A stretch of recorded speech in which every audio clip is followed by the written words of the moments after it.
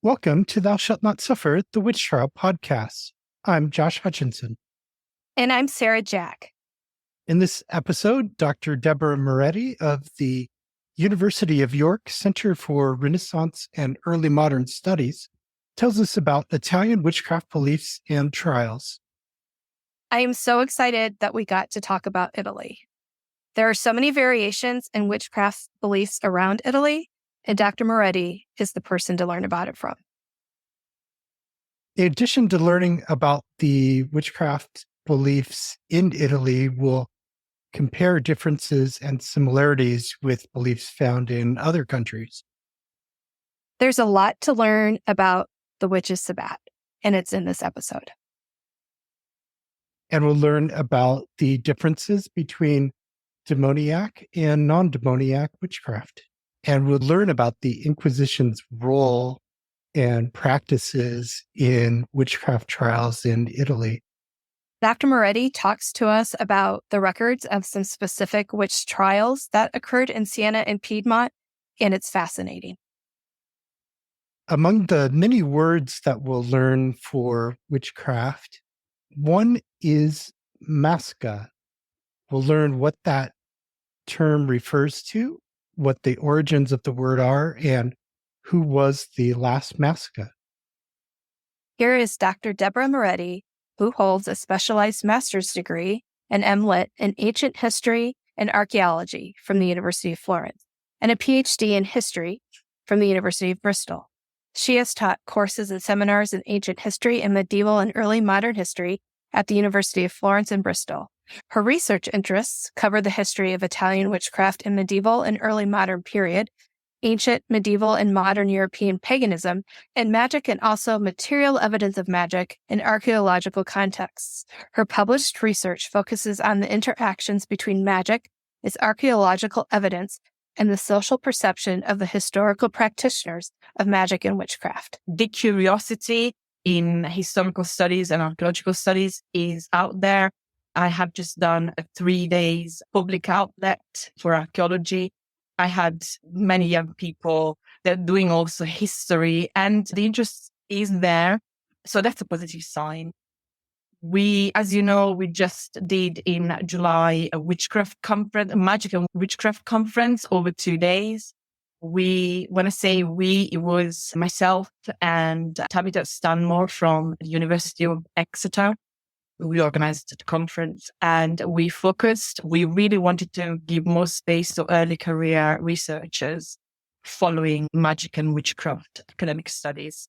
And I have to say, many people were surprised of the interest. The interest is still there. There are new avenues being studied, being researched. Therefore, I think magic and witchcraft studies are still in a very good place. And there is a new blood coming in. And it was really exciting to have them all. Great exchange of ideas. We both have learned quite a lot. And because of that, next year is already in preparation. Next year will be the 3rd year. So last year, it was just me organize it. And I had big names like Ronald Hutton or Owen Davies, Marina Montesano from Messina University, just to assess their research. Where this year we focused on early career researchers because we wanted to see, is there a follow-up to the big names? And there is. So yes, exciting times for studies in magic and witchcraft in all directions, from spatial analysis to linguistic analysis, not just history or archaeology, ethnography, anthropology. So it's still very vibrant, which is good to see, really.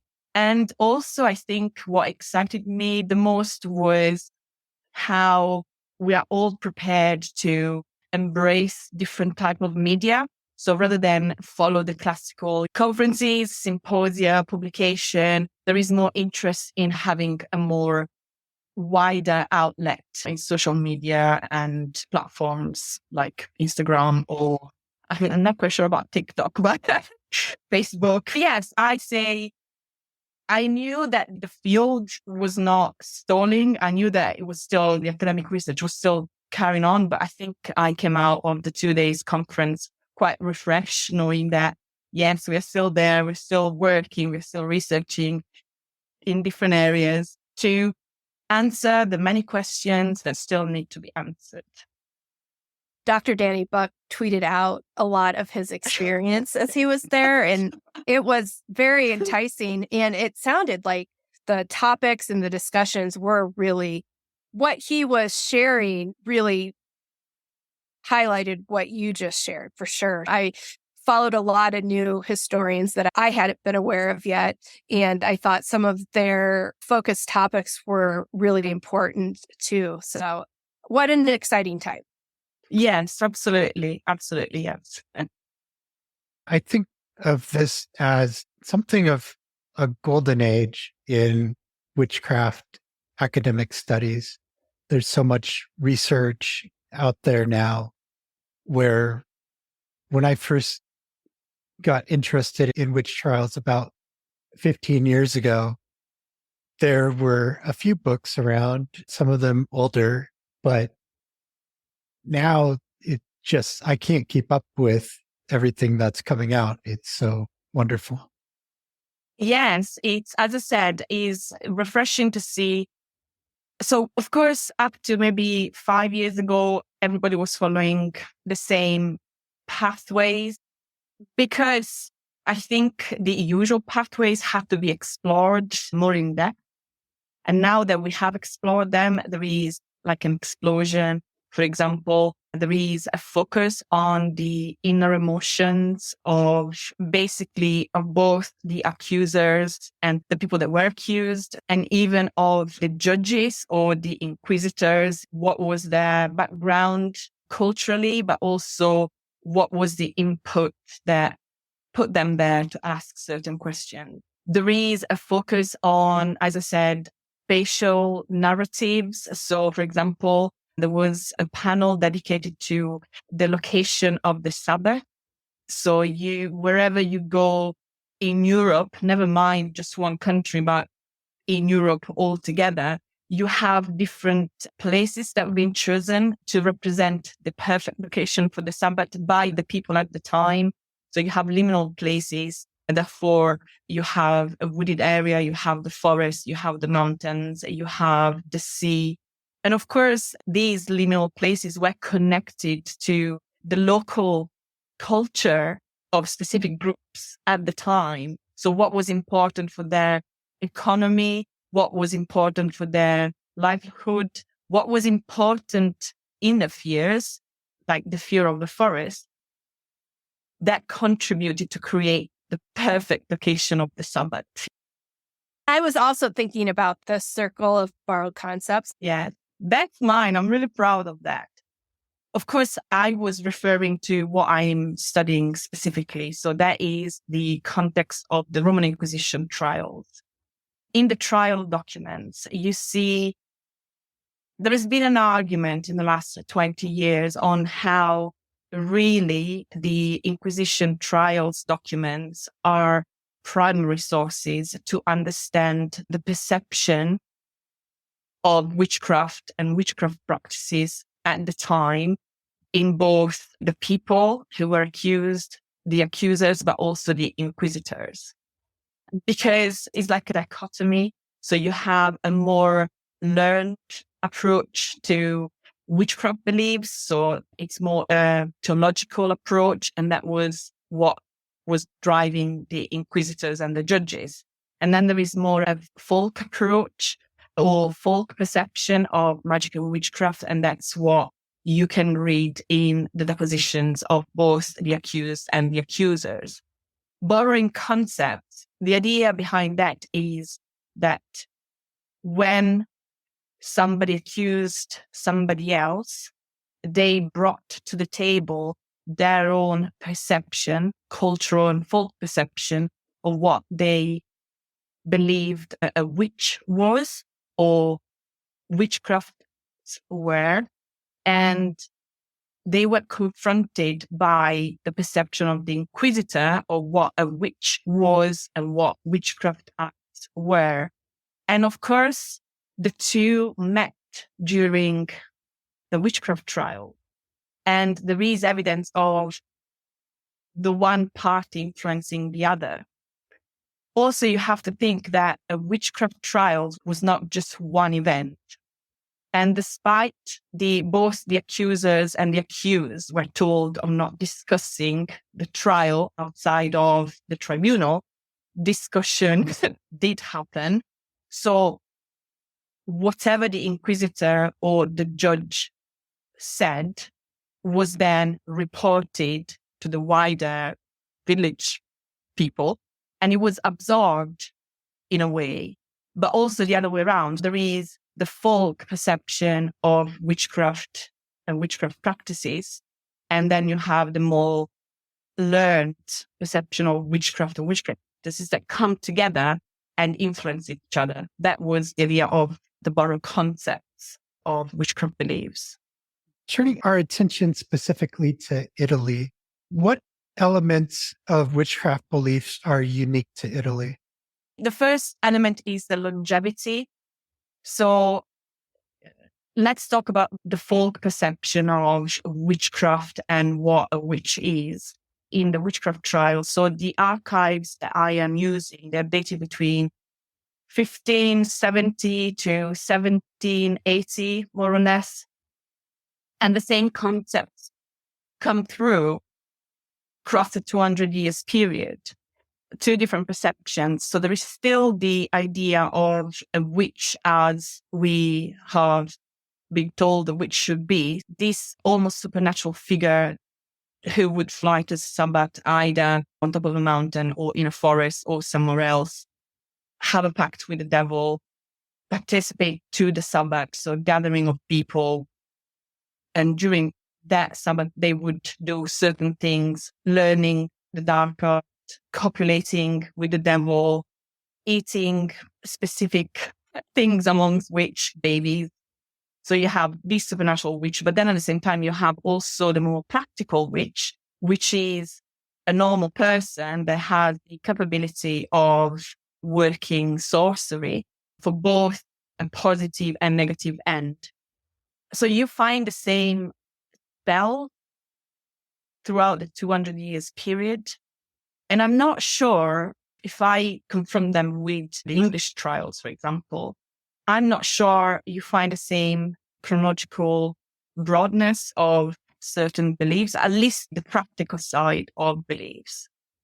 There is a famous spell, the spell of the Karath, or specifically called the spell of the white and black angel, which you can find as early as mid-16th century, but then you can find it in mid-18th century.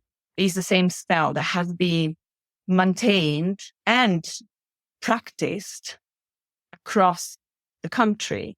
So I would say the longevity, yes, the longevity of the beliefs, but also the practices is one characteristic of Italian witchcraft beliefs. Some others, for example, how to remove the evil eye, has survived till now. I have example of the evil eye and how to remove it in trials dating mid to late 16th century. And then I have my great-grandmother who was born in the late 19th century, who used the same practices to remove the evil eye. So can we say that certain spells have survived throughout centuries? Yes, but with a condition. So where in the 16th century you would see a more defined perception of the supernatural, nowadays removing an evil eye is just a matter of fact practice.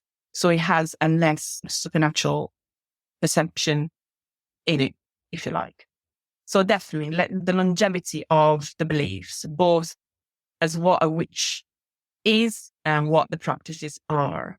It's just that nowadays, because there is no pressure of the Inquisition, certain practices are not, even in the 18th, 19th century, certain practices are no longer considered maleficia.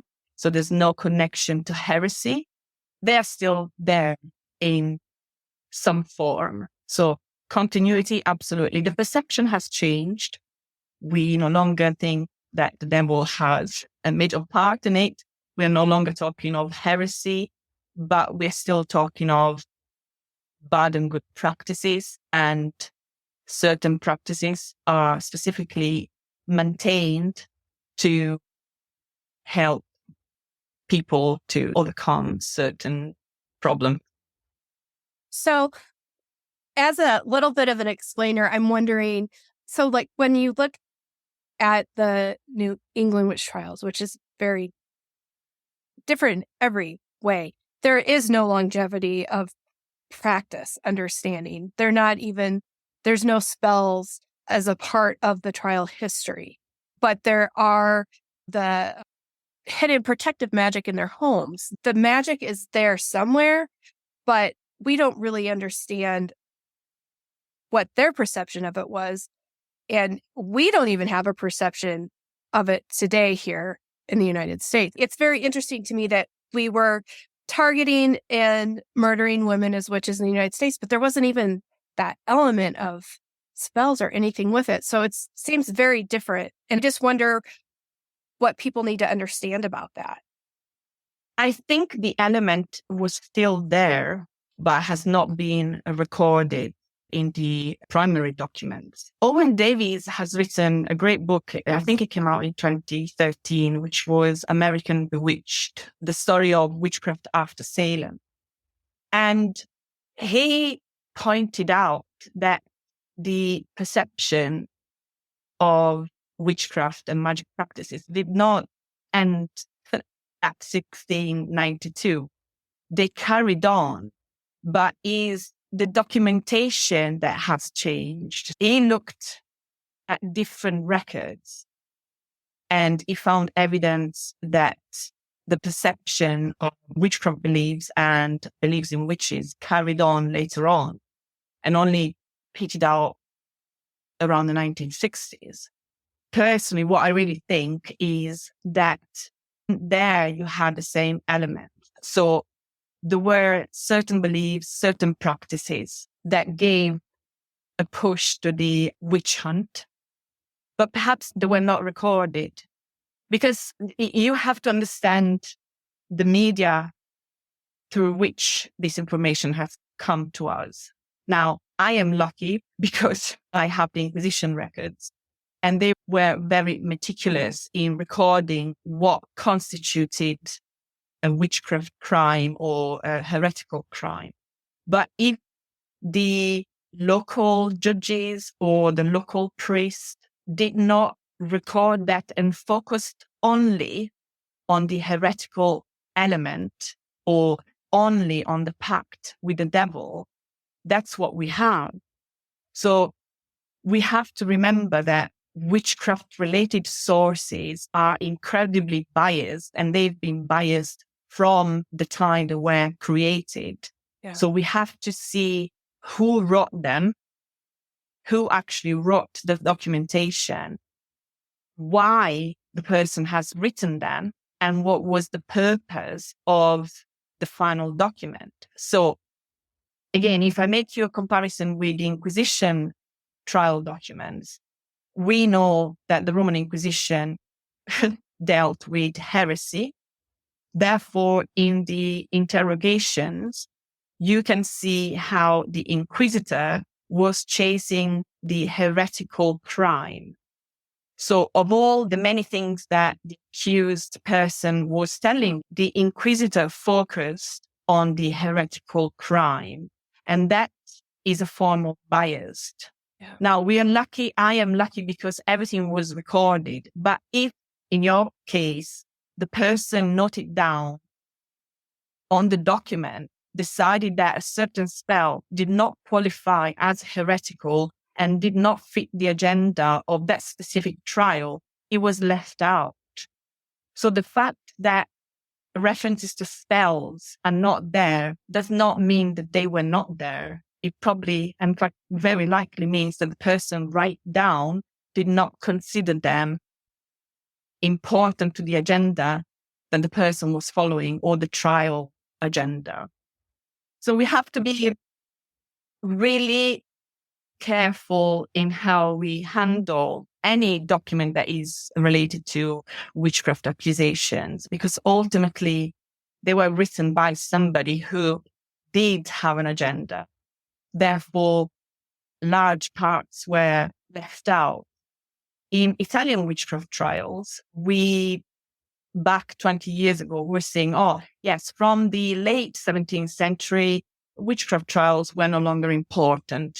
They didn't happen or they petered out. That's not quite true. The agenda of the Inquisition changed. Therefore, the questions during the interrogations did not cover some elements. You have to understand what was behind the interrogation, what was the agenda of the institution or person that was carrying out the interrogation, what was the ultimate goal. So for the Roman Inquisition was to find out heretical practices, because they had jurisdiction only on practices that had a heretical nature. The rest, they didn't have jurisdiction on them. I think I would say the first step for anybody that wants to get into witchcraft studies is, especially if they're working on archival material, is to understand the institution that has created the archival material and what was the ultimate goal of this institutional judge or, I don't know, tribunal. What was the ultimate goal? Was he really persecuting every form of magical practices, or was it just one section? Were they chasing only the pact with the devil? Therefore, in that case, they would have left out everything else. They would have left out, I don't know, healing practices that might have had a magical side to them or other things, because they did not support what they were chasing, basically. And Owen Davies has used, as I said, different materials like newspapers, ethnographical material. And I love the book. And I think he showed that the perception of witchcraft did indeed change, but accusations were still there. The perception of the malevolent witch was still there. It was just in different primary sources. It was treated differently by the legal system. It's a different form, but the beliefs themselves, they were still there. And I think maybe spells and magical practices were there, but they were not recorded because not necessary for what they were looking for. They did record a few practices, divination, but not the spells. They would mention that a person would go away mumbling, but they wouldn't say what the person said. They never wrote down the words. They just wrote down that, yeah, they might have cursed this person, but the words weren't important for whatever reason. Exactly. Where, again, I am lucky because the words were recorded. Is like in the case of Caterina Caponero, for example, we are early 17th century. She was, by the time she was accused and therefore put on trial, she had a 20 years career of magical practitioner, if you like. And she did all sorts of things. She did love spells. She did healing spells. She was quite well known in the community. The real reason why she ended up in front of the Inquisitor was because of this specific spell of the white angel, black angel, which the Inquisitor's manuals saw as heretical because, shall I tell you what the spell is so you understand? This is a spell that is very famous. And as I said, it has survived. It was practiced across Italy for 200 years. So basically, the person doing the spell would collect holy water from a church and put the holy water in a carafe. The person then would get a holy candle, usually what was left over of Candlemas, so a specific type of candle. They would put the candle, so the carafe on the table, the candle behind the carafe. And then they would ask either a child or a nun, somebody who had not had sexual intercourses, or a virgin human being, to look into the carafe. So the candle would create shapes into the water, and the person would tell the magic practitioner what the shapes were, and the magical practitioner would basically understand what the shapes were. And this spell was usually done for either finding treasures or recovering stolen objects. Now, even some churches across Italy would ask the help of magic practitioners to use this spell if they had some goods stolen by others. Now, Caterina was really good at it because there is a woman accusing her, saying that she didn't want to get involved with her, but she was desperate to find the stolen goods. So she went to Caterina, and not only Caterina saw where the goods were, but Caterina also saw who had stolen the goods. And we don't know if then the woman went and got her goods back, but she was adamant on the fact that Caterina she never said, oh, she's good, but she said something on the lines of, I was surprised and she was right. She told me who they were, and I knew that they were these people. So of 20 years magical practices career, the Inquisitor just focused on this one because the Inquisition manuals said that the Black Angel is the devil. So the magical practitioner was interacting with the devil. And that was that. Never mind the fact that she cured many people. Never mind that she used other things for love magic. That was the thing that got her in trouble. And she was in and out of prison for decades, and she got tortured for this, and she was basically in prison. So you see, if the Inquisitor or the tribunal was not really careful in taking notes of what she was saying, we would have missed her love spells or her healing spells, and we would have known of her only of the white angel, black angel spell. See how very narrow. So it depends on who is noting down the interrogation. So yeah, the sources are very biased from the very beginning. So I think one who wants really to approach the trials documents has to keep that in mind all the time. Yeah, I just keep thinking about Samuel Wardwell in North Andover. And part of it's my own, as I've come along trying to put all this together. He has this fortune telling.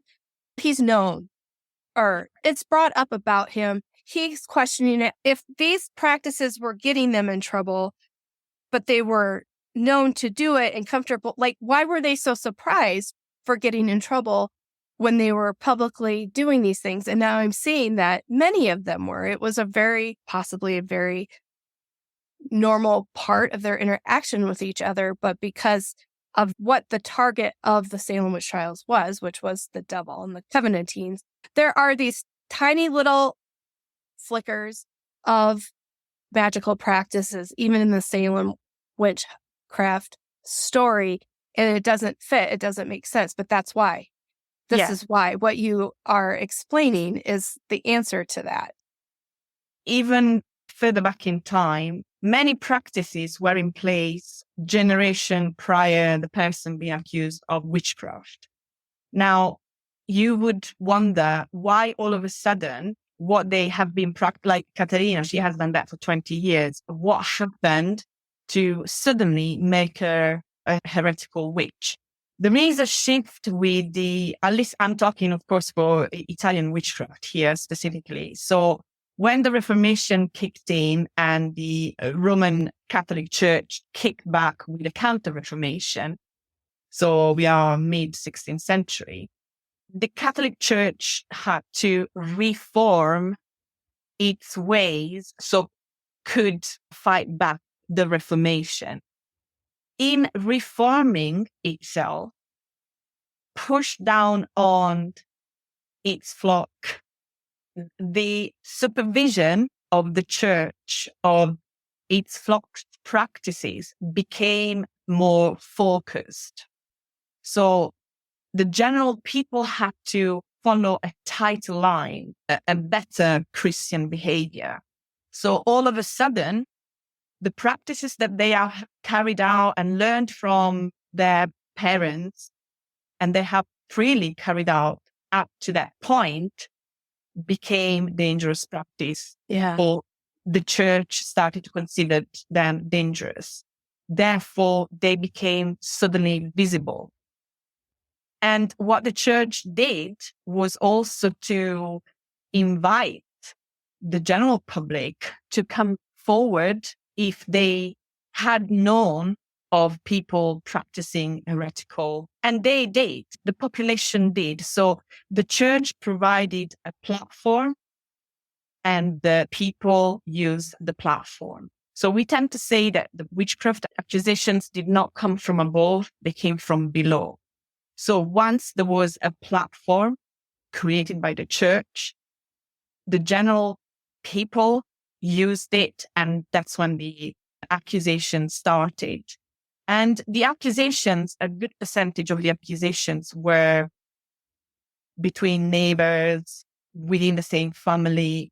And what held these accusations were usually bad social interactions. There is an example in the witchcraft trials of Novara in the north, in Piedmont, where a woman, an elderly woman, she was a widow, and her husband, and you can read this in the trial, her husband left her with good money, which was unusual. So she ended up lending money to different people, farmers, traders, etc., because that's how she would have an interest and have a better life. When the time came that these people had to pay her back, that's when they accused her of being a witch.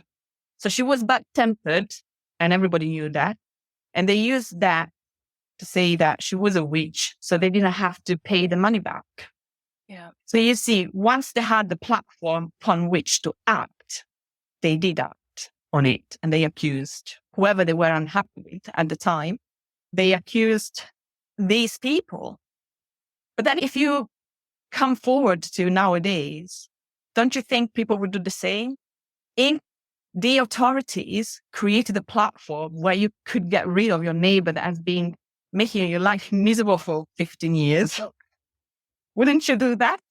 I think what happened there is very human behavior, pettiness, jealousy, even competitiveness, played a role.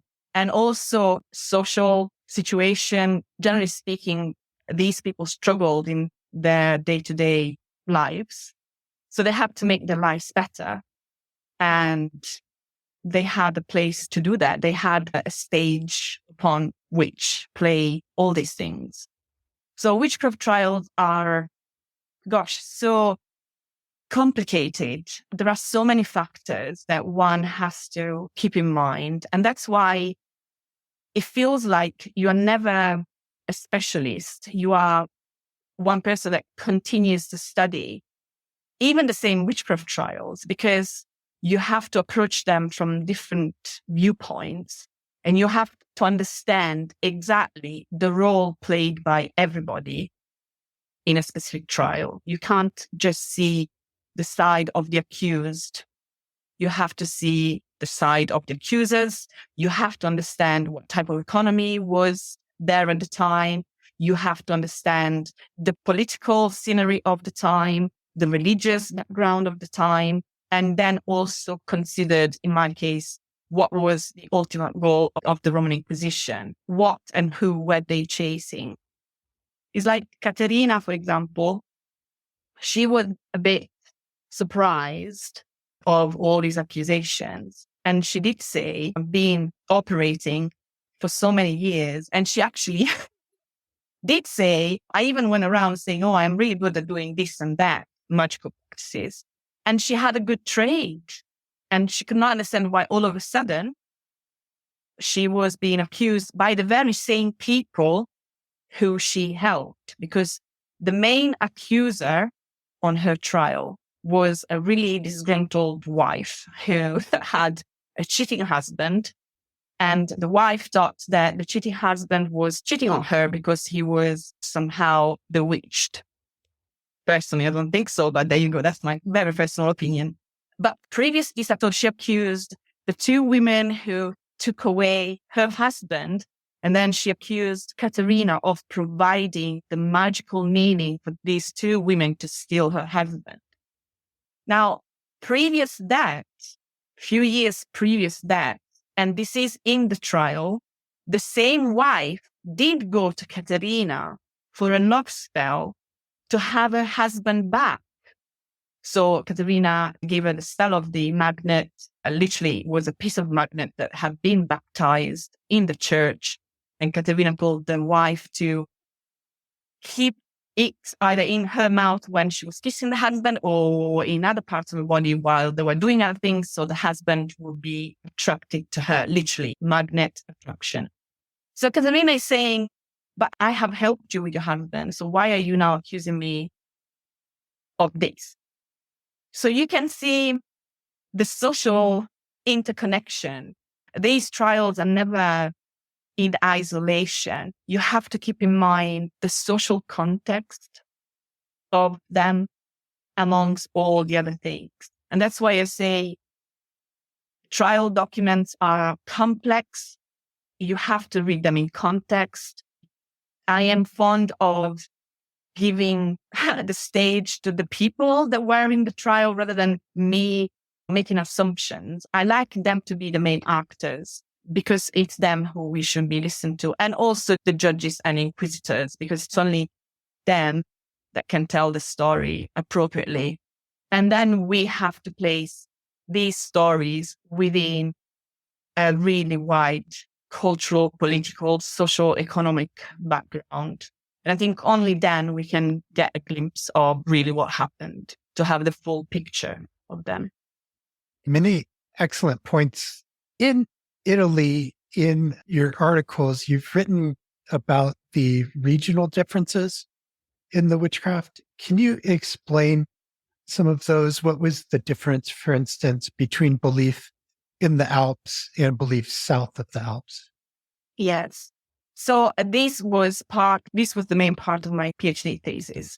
So I worked on two different archives. One is the Inquisition archive of the city of Siena, which it still is, thankfully, in Tuscany. So we're talking center north of Italy. And in the Episcopal archive of the city of Novara, which is in Piedmont, therefore in the north. And the witch trials of the Novara archive, the event took part in two very small villages in the Alps. Now, the difference between, and I'm going to give you the general differences, otherwise we won't be here for 3 days.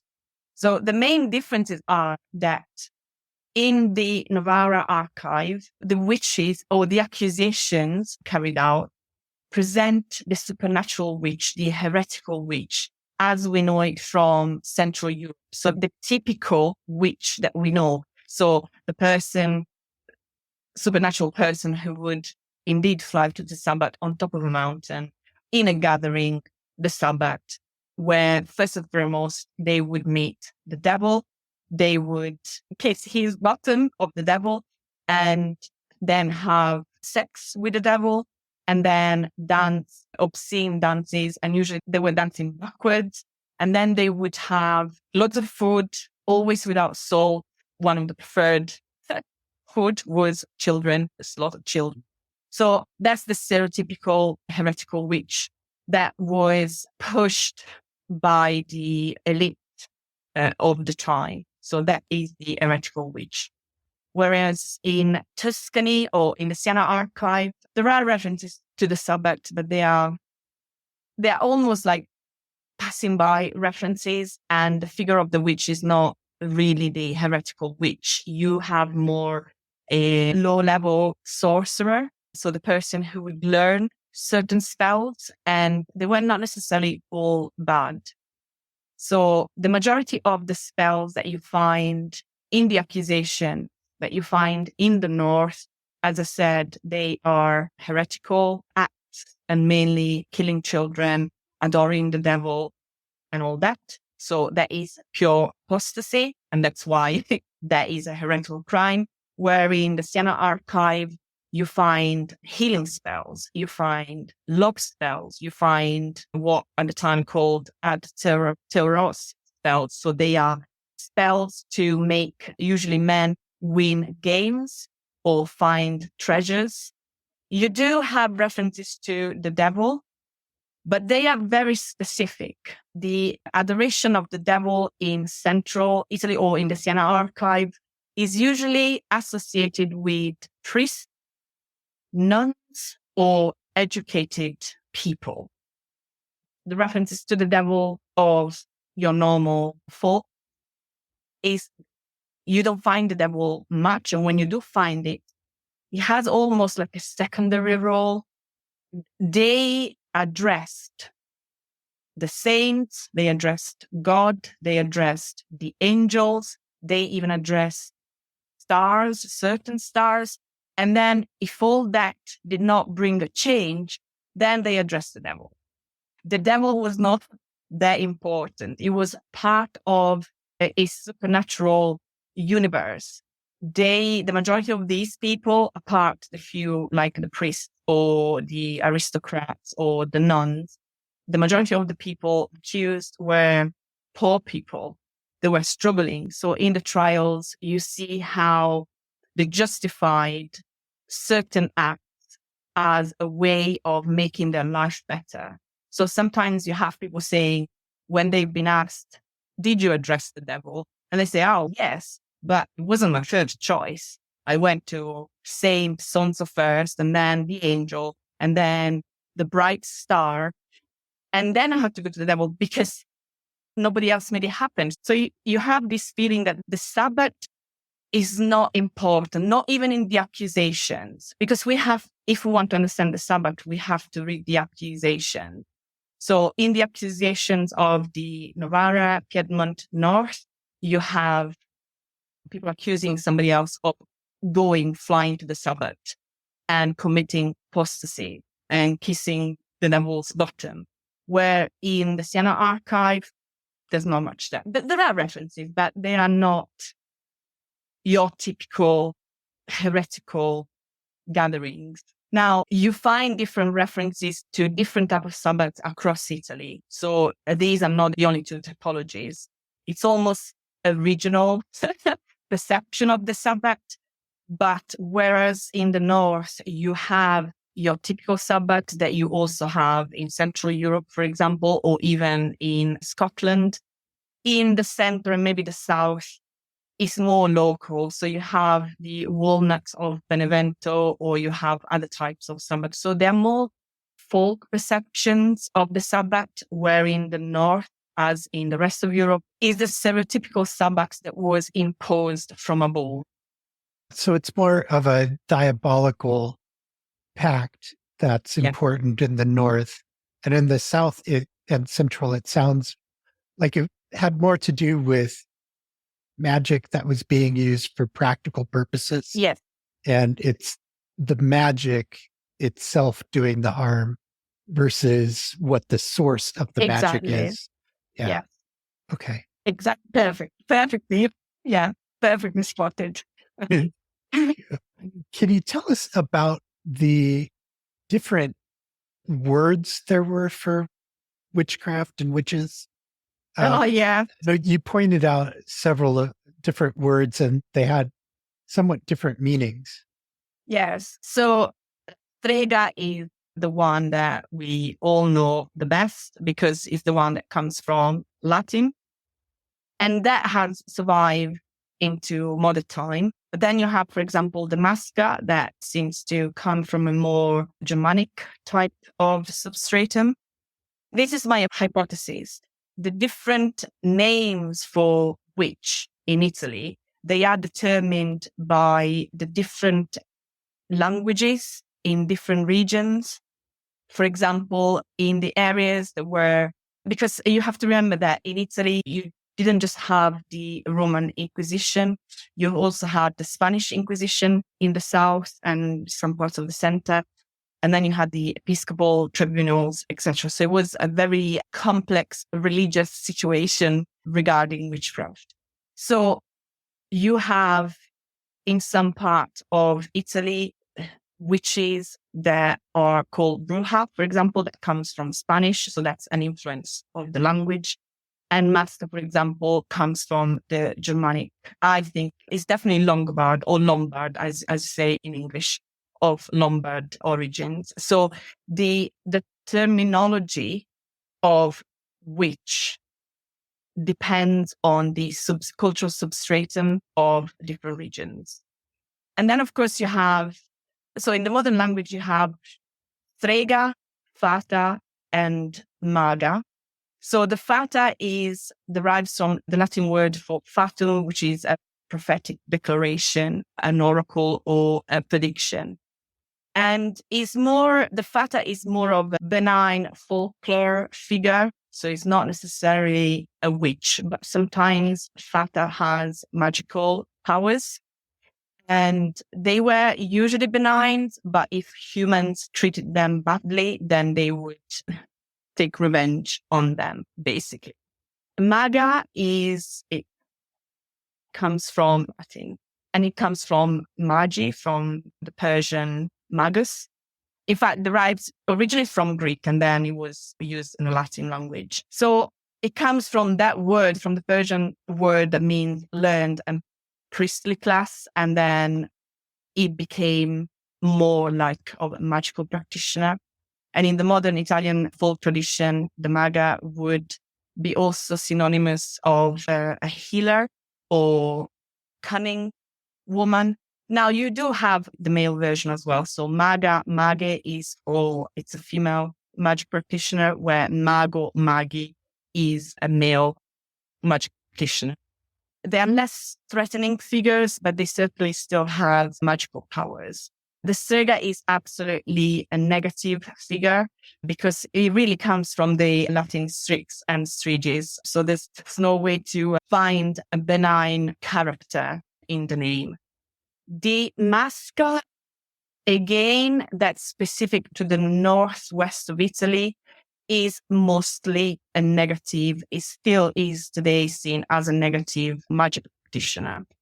And he still now, it's one of the most famous type of witches in Italy, to the point that Piedmont, for example, has a specific tourist sector dedicated to the mask. So you have your typical witch, the strega, which is definitely negative, has negative attributes. Then you have the fata, which is more of a folk, benign entity that can turn nasty, but usually as a vindictive act.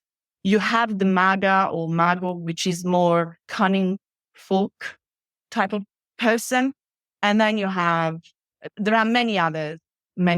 And then the masca, which is again has a negative connotation, but at the same time has also a cunning folk vibe to it. So it's more complex than just either the strega or the maga. So the strega is negative, totally. The maga is mainly cunning folk type of figure. It could turn nasty, generally speaking, magic practices. The fata is more of a folklore, supernatural entity. And then you have the masca, which is the demonic witch, but at the same time is also the cunning folk type of person, because they usually were next door neighbor who during the day they would do the normal things every person would do. And then in the night, they would transform themselves into these demonic figures. There are many others. And the variation in the terminology, I think, is because of the cultural substratum. Is there been a Spanish influence there? Therefore, you might have a different type of name. Is there been a Greek influence in the region? Then you have a different name. It depends on where you are in Italy to have different terminology to express the term witch. And can you tell us more about the masca? In one of your articles, you break down the origins of the word and where that might have come from. Can you tell us about that? Yeah, that was a mental exercise on my part. I wanted to see, because it's such a well-known character or figure, I wanted to see if I could find material evidence of its provenance. So I have chased the etymology of the word, and I have traced it back to, believe it or not, Proto-Indo-European, to a Proto-Indo-European root of. Now, the pronunciation of Indo-European is all made up, so forgive me if I just don't pronounce it well, but who knows how they pronounce it. So it's mezeg, which meant to knit, plait, and twist. And that came down to Proto-Germanic mask. And it had cognates in all the Germanic dialects. So you find it in Old High German as max, and that is 6th to 9th century. You have it in the Old German or Old Saxon of 8th to 12th century as maska. You have it in German from the 16th century as maska. So, through different, Germanic dialects. So what is this mental exercise on the etymology of the word? In my article, I throw it out there that the modern maska, which was definitely a witch figure in the Lombard law codes, comes from an even more ancient figure that was associated to bog bodies. I know this is a bit of a leap of faith.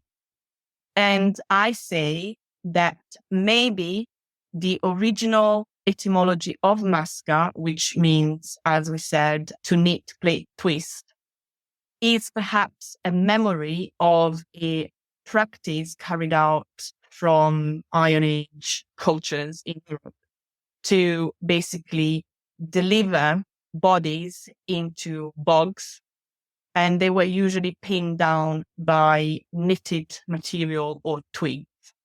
So that's the mental exercise. Now, I have no evidence of that because we need more work. But we know, for example, from Tacitus, that certain individuals within certain societies were punished by drowning in marshes or bogs, and they were pinned down into the bogs. So in my article, I'm just wondering if the Lombard witch maska, which has survived as a witch figure in modern times, still called maska, actually is a memory of an ancient sacrificial or punishment of certain individuals not well accepted within specific societies. We know from Tacitus that the people that were pinned down in bogs were prostitutes or unclean individuals. Not quite sure what that means, but clearly there were individuals that were not well accepted within the society when they practiced this. I don't think there were sacrifices per se, but they were definitely killed because of their perceived crimes. So could that be? Maybe there is still more work to be done because it's very difficult to bring together the philological interpretation of a term and then find the archaeological evidence, an act that we can see in the archaeological records that could explain the evolution of an etymology. And then can that be transferred to a historical figure? That was a mental exercise. I think it is possible because bug bodies are a specific, it was not your usual burial. There were reasons, either rituals or social reasons for certain individuals to be dumped into marshy areas. Why were they pinned down? We know that, I don't know if you know what hurdles are, but they are like mesh twigs. And so they were properly kept down in the bog. And because of this mesh situation, or even bodies that have been wrapped up, I was just wondering, is there a connection? Because the etymology of the word maska takes you all the way back to Proto-Indo-European, meaning knitting, meshing. Is there a connection there? But yeah, it's all hypothetical. And you talk about the last maska killed in Piedmont. Yeah. When did that occur? Early 19th century. And she was, post-medieval maske were considered witches. And they were told to possess a specific book that would give them the power to carry out their act. And the book was called Book of the Physica. She was accused of having one of these books, and the book apparently had belonged to the family for a very long time. She was accused of causing illness and death to 2 people in the village. So authorities were called, but nothing was done. Therefore, the people of the village decided to take matter into their own hands, and they choose 2 men to have it killed. And these 2 men were never prosecuted for the murder because the village basically supported their alibi. Therefore, they were never prosecuted. And yes, she was killed by them just because the village thought that she was a witch. I have to tell you that this is a little bit off, and we don't have to keep this in the episode, but I have to tell you, I can't help but think of Dorothy Good right now, Josh. Again, the connection, there is an historical connection to bug bodies and witches. But again, it's not a direct connection. So the main direction in the Burgundian laws, so that is 500 AD. So we are early medieval Europe. There is a chapter that says, tell how adulterous women should be treated. And there is a connection, of course, between the adulterous women, prostitutes, and then there is an association of prostitutes with witches. And adulterous women should be drowned in bombs, basically. We have the archaeological evidence of bug bodies. Then you have Tacitus that mentioned certain unholy, or I can't quite remember what he named them, but certain individuals in society that deserve to be drowned into bogs. And then you have the Burgundian laws that specifically refers to how an adulterous woman and prostitute should be dealt with. So there is something there. Now, we, as Ronald Hutton always say, never join the dots, because there is a very long chronological period to assume something. So there is definitely something there. But even in my article, I say, is this too much of a leap of faith? Because you would need to have direct references all the way through. So from early medieval to then post-medieval, either Europe or Northern America, to definitely say absolutely there is absolutely a connection between bug bodies and witches.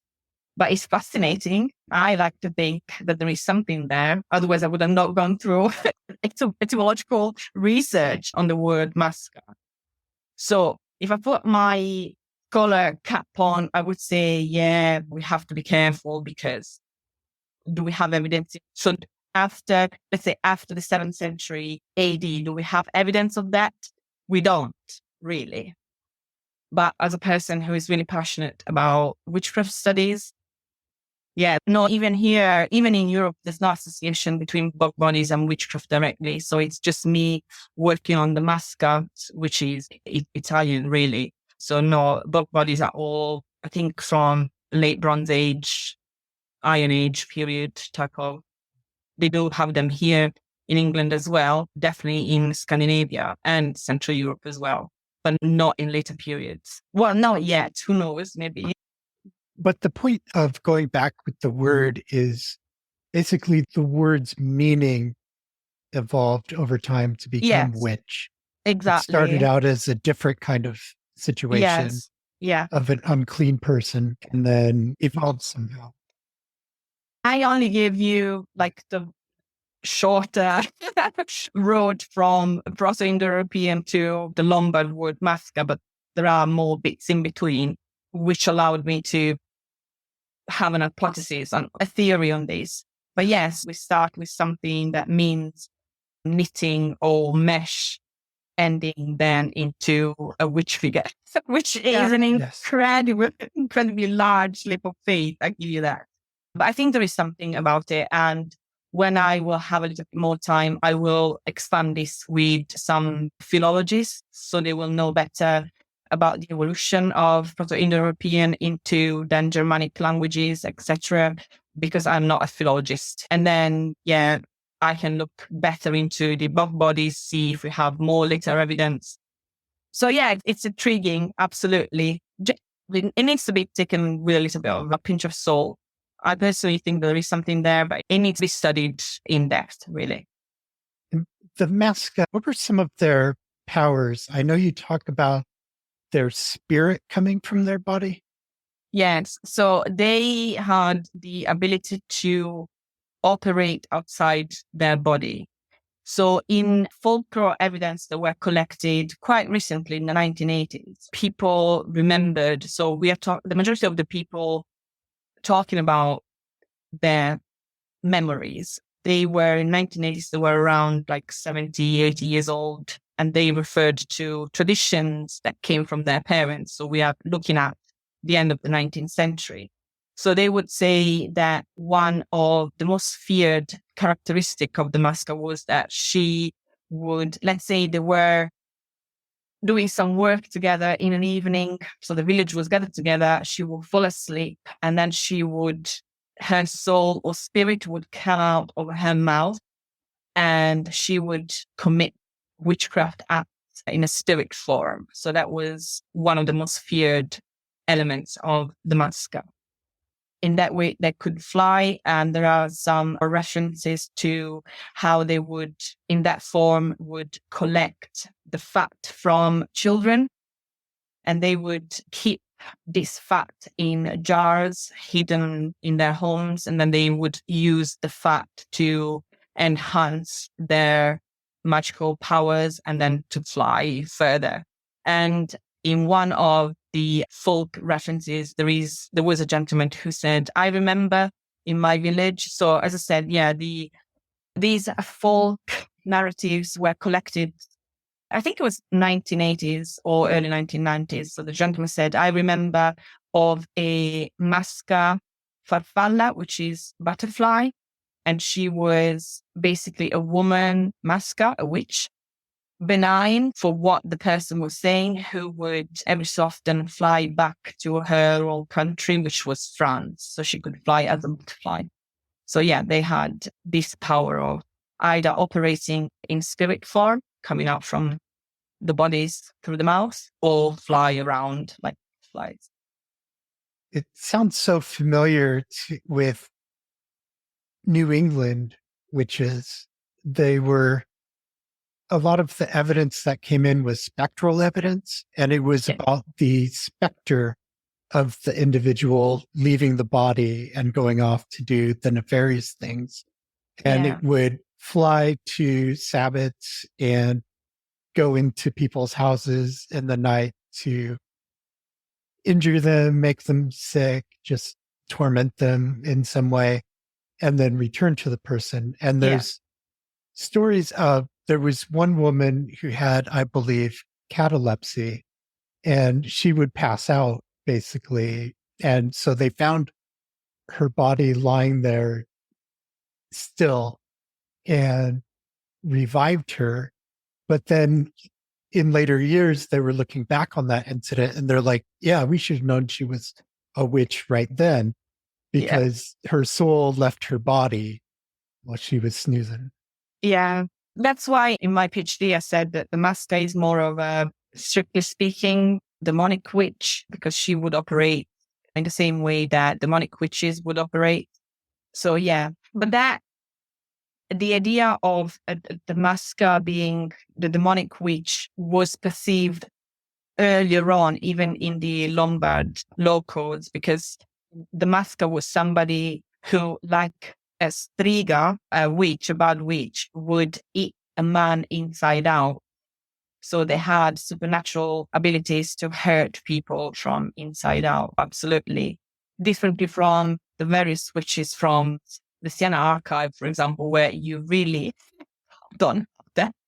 There are a few elements that they did hypnotize parents inside their own homes to steal children and then steal the fat of the children. But again, they compared to the quantity of the trial documents. These elements are few in percentage. Of the remaining, they were practical witches, if you like. Yes. And I'm really curious, what did the witches do with the baby fat? In both the Siena archive and then the Novara archives, they would cover themselves with the fat, and then they would be able to fly, or being able to summon the devil to fly with the devil. But yeah, it would enhance their powers.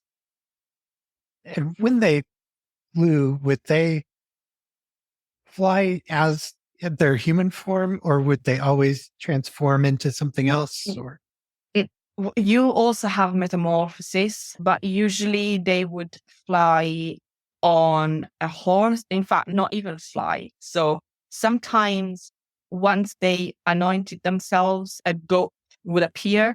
That's the devil, and the goat would take them to the Sabbat. Sometimes it's a speaking horse.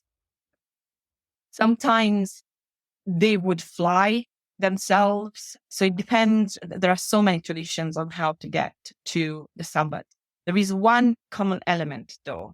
While in motion, they could not mention God, the Virgin Mary, Jesus, or any of the saints. Otherwise, their magical power would disappear and they would fall down. And there are some of them that would say, and all of a sudden, I walk in the middle of a field covered in bruises because I said, Dio, Maria, and Jesus, and all the magic disappeared, and then they became normal again. yeah, we had them on broomsticks. Sometimes Satan would appear as a horse or a dog or some animal to them, but usually they would ride on a pole to the Sabbath. And What about each other? Isn't there a couple that just rode another witch? there was something where they made somebody ride them, but there were crashes. There were times where the pole snapped and they fell to the ground, and that's recorded in their confessions. And there's one story of one witch clinging on to the other for dear life because she was falling off the pole.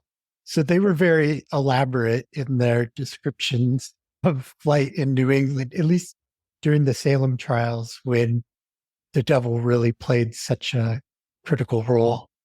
Yeah. I found detailed narrations of the food that they would have at the Sabbath. Hmm. Loads of food, high status food. So that is almost what they were wishing, because of course their daily food wasn't that type of food. And all the time the food had no salt in it, because the salt again would annihilate the magical power. And sometimes they say basically great variety of food, really lush. But then when they ate it, it tasted charred material, like sand or burnt material. So that gives you the idea that even in their narratives, they knew that all that was just an illusion, the illusion of the devil. The salt is very interesting because I've seen that elsewhere used in protective magic Yeah. to form a circle around you with protection, that kind of thing. We still have in Italy, I remember seeing my mom spreading salt at the bottom of our external staircase to make sure that there was no evil coming in.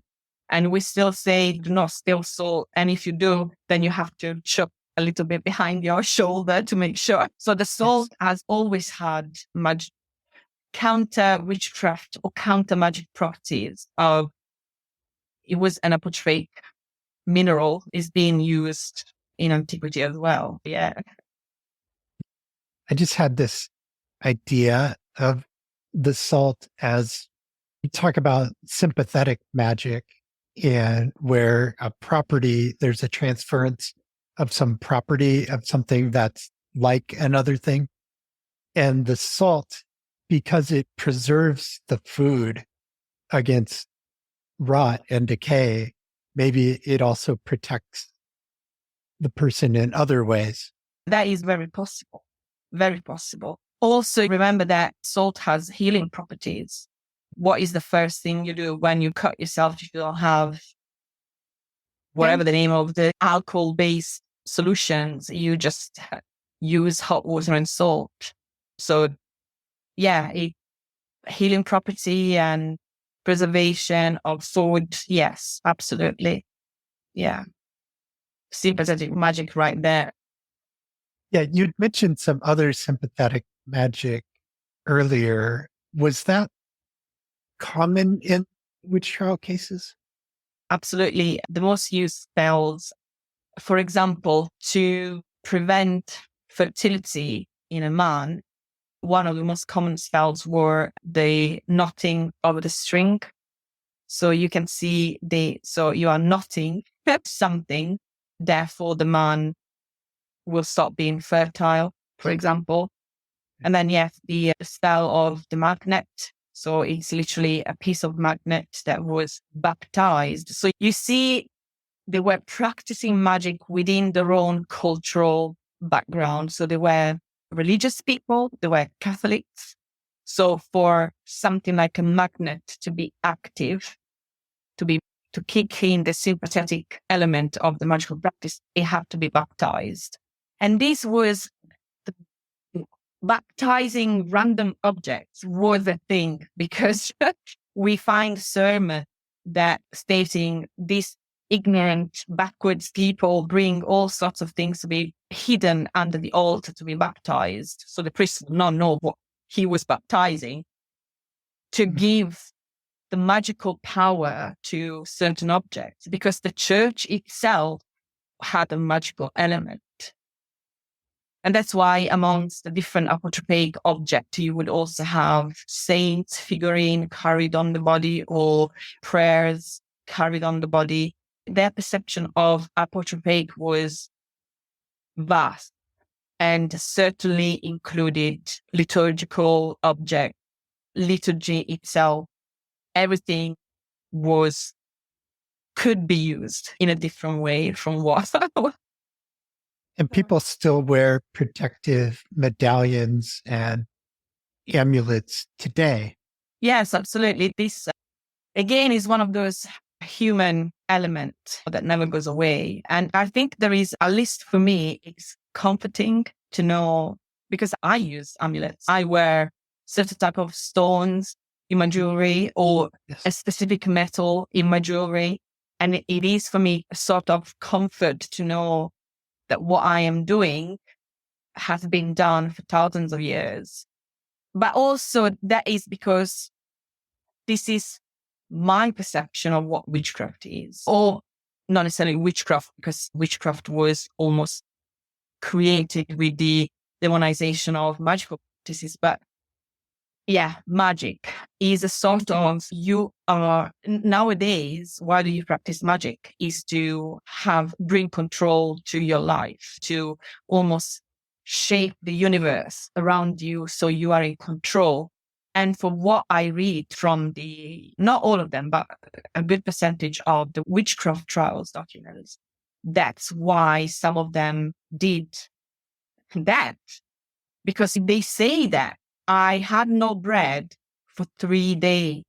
I had no food for 2 days, hence doing this. And also there is a practical element. Caterina, she made money, good money, in selling her spells. So yes, there is a psychological element to magical practices. So they're almost a coping mechanism. So if life is particularly hard on you, you try to take back control.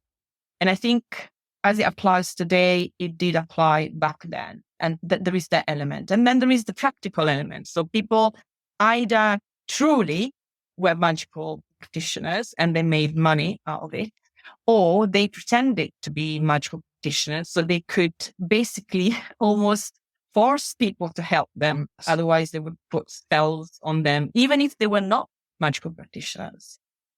Was there anything else you wanted to talk about before we wrap up?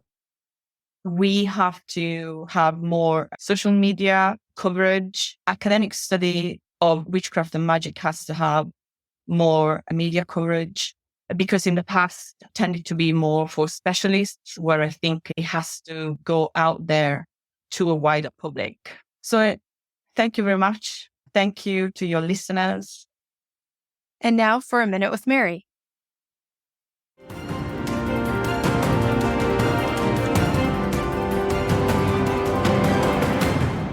The name Putnam has caused many to cringe when we talk about the Salem witch trials. After all, some of them were the main accusers in 1692, but only some of them.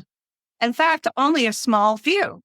Thomas Jr., his wife and daughter Anne Sr. and Anne Jr., Thomas's brother Edward, and Jonathan, a cousin of Thomas and Edward. If I had missed a Putnam or two, it's not more than 3. Here's the deal. My fellow volunteer at the Rebecca Nurse Homestead, John Fellows, readily tells our visitors the name Putnam is like the name Smith. To further that point, archivist for the town of Danvers and historian Richard Trask says that the Putnam clan made up 12% of the entire population of no more than 550 living in Salem Village in the late 1600s.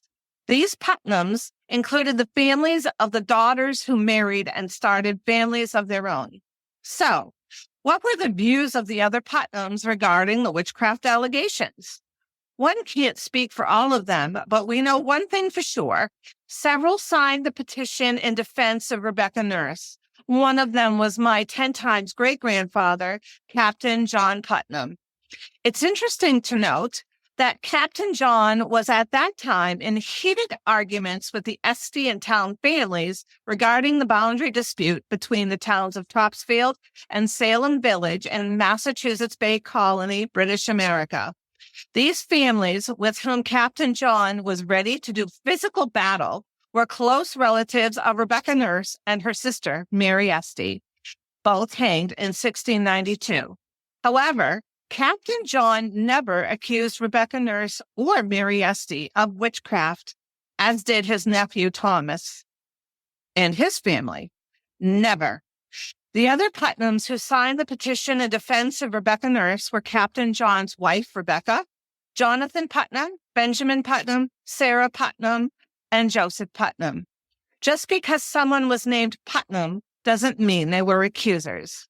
Hopefully, I have laid this misconception to rest. For a few minutes, anyway. Thank you.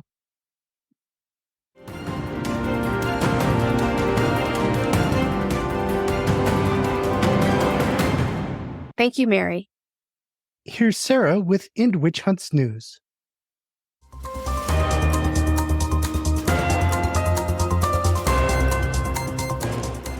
End Witch Hunts, a nonprofit 501c3. Weekly news update. Today is World Day Against Witch Hunts. Humanity has not yet gotten past the fearful behavior of hunting vulnerable people, witches. Witch hunting targets the vulnerable and innocent. Please join me right now and have a 30-second moment of reflection for those who have been executed as witches.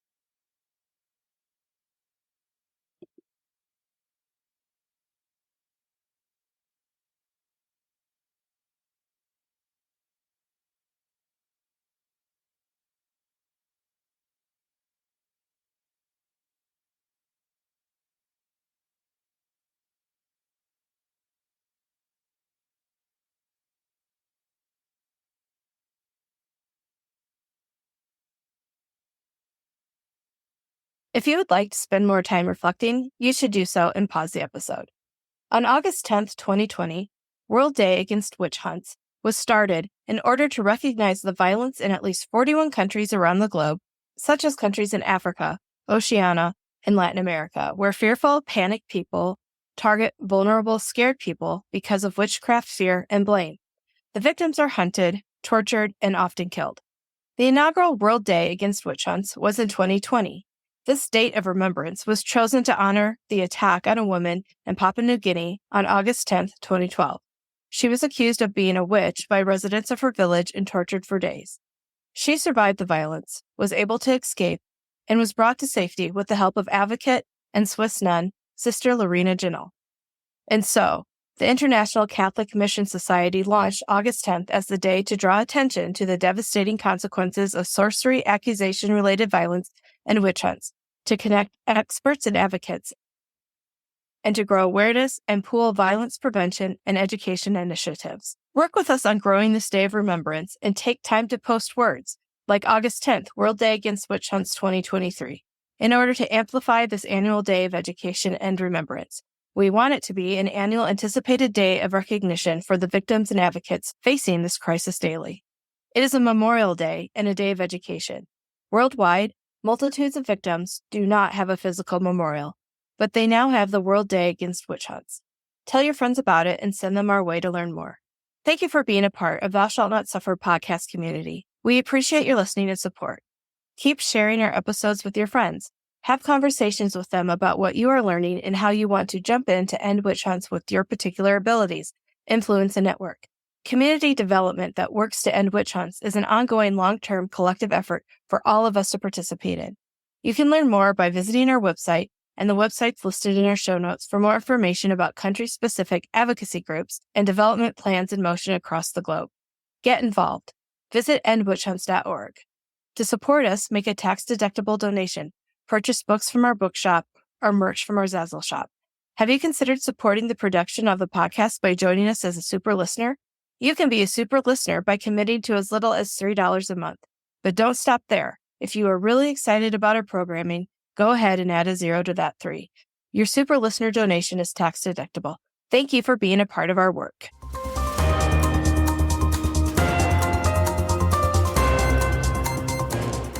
Thank you, Sarah. You're welcome. And thank you for listening to Thou Shalt Not Suffer, the Witch Trial podcast.